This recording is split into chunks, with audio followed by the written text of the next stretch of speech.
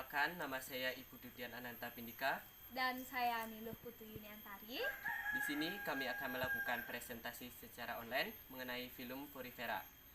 Mari kita simak videonya. Baik, di sini saya akan menjelaskan pengertian dari film Porifera. Jadi, dari teman-teman, ada yang tahu nggak apa itu film Porifera? Dari sumber yang saya dapat, film Porifera adalah klarifikasi hewan dalam kingdom Animalia, yang sering juga disebut sebagai spons karena tubuhnya yang berpori-pori. Porifera termasuk ke dalam hewan amvertebrata atau tidak bertulang belakang. Selomata memiliki rongga tubuh dan juga hewan multiseluler yang sifatnya primitif atau belum memiliki bentuk yang kompleks. Jadi, bentuk spons itu seperti ini.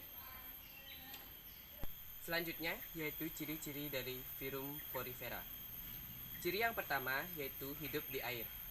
Semua hewan dalam film Porifera hidup di dalam air, dan sebagian besar sekitar 98% spesiesnya hidup di laut dan samudra.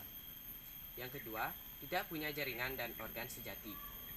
Sel-sel yang ada pada hewan Porifera tidak tersusun menjadi jaringan, sehingga Porifera tidak memiliki jaringan maupun organ seperti organ ekskresi, pernapasan maupun mulut.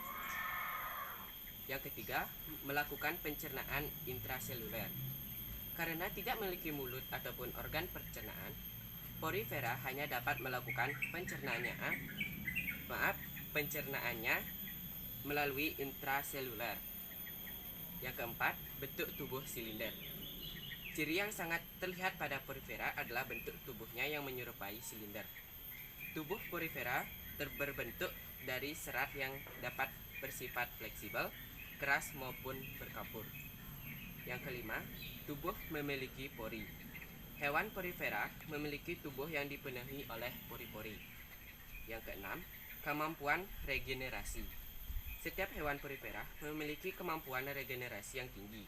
Artinya, sel Porifera dapat merekonstruksi bagian tubuh yang hilang dan mengubah setiap selnya menjadi sel lain sehingga fungsi yang berbeda-beda.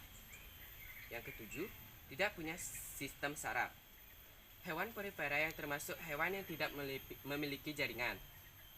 Ini juga tidak memiliki sistem saraf di dalam tubuhnya. Yang kedelapan, melekat dan menetap. Ciri Porifera adalah melekat dan menetap pada suatu tempat, biasanya melekat pada karang. Porifera melakukan hal tersebut karena tubuhnya yang sederhana dan memiliki mobilitas. Yang kesembilan atau yang terakhir, reproduksi secara aseksual dan seksual. Reproduksi seksual Porifera terjadi melalui pelurahan gamet atau pertemuan sel telur dan sel sperma. Adapun reproduksi aseksual Porifera dapat menjadi melalui tunas dan fragmentasi. Baik, di sini saya akan menjelaskan tentang tipe-tipe saluran air pada film Porifera. Nah, yang pertama itu tipe askonoid. Tipe askonoid adalah tipe saluran air yang paling sederhana, di mana airnya masuk melalui pori yang paling pendek, lalu masuk lurus ke spongosol atau juga disebut dengan rongga tubuh bagian tengah, dan akhirnya keluar melalui oskulum. Lalu yang kedua itu tipe sikonoid.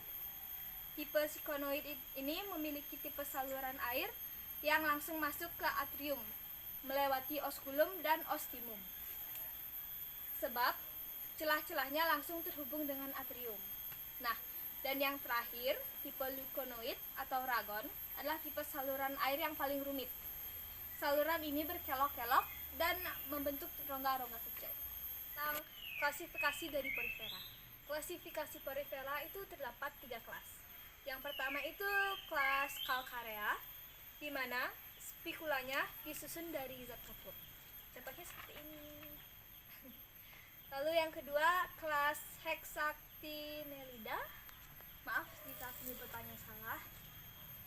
Di mana rangka tubuhnya disusun dari zat kapur silikat atau zat persik.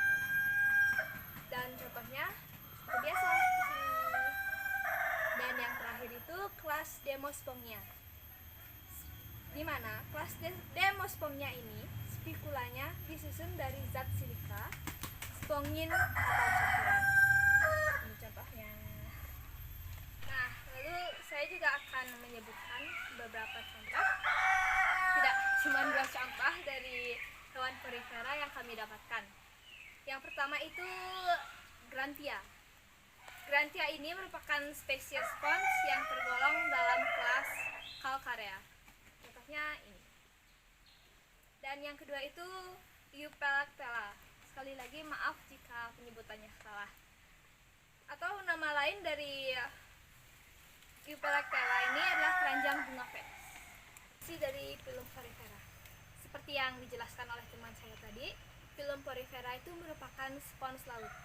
Kita sendiri juga sudah tahu betul seberapa berfungsinya spons pada kehidupan sehari-hari kita. Untuk spons mandi dan juga spons untuk mencuci piring. Namun selain itu, zat kimia yang dikeluarkan dari spon laut memiliki potensi untuk menjadi obat dari penyakit kanker. Peranan Phylum Porifera dalam ekosistem. Jadi, Phylum Porifera merupakan biota laut potensial untuk menghasilkan senyawa bioaktif, di mana porifera ini mampu menyaring bakteri untuk dimanfaatkan sebagai makanan dan dicerna secara enzimatik. Yang terakhir ada struktur tubuh Phylum Porifera. Yang pertama ada Spongsola. Spongsola adalah rongga tubuh pada bagian Phylum Porifera. Yang kedua, Ostia adalah lubang tempat masuknya air ke dalam tubuh Phylum Porifera. Dan yang terakhir ada Osculum, adalah lubang besar pada ujung bunga karang, yaitu tempat keluarnya air pada tubuh Phylum Porifera. Terima kasih. Demikianlah presentasi online dari kami. Jikalau ada salah kata, mohon dimaafkan. Sekian, terima kasih. Om Santi Santi Santi Om.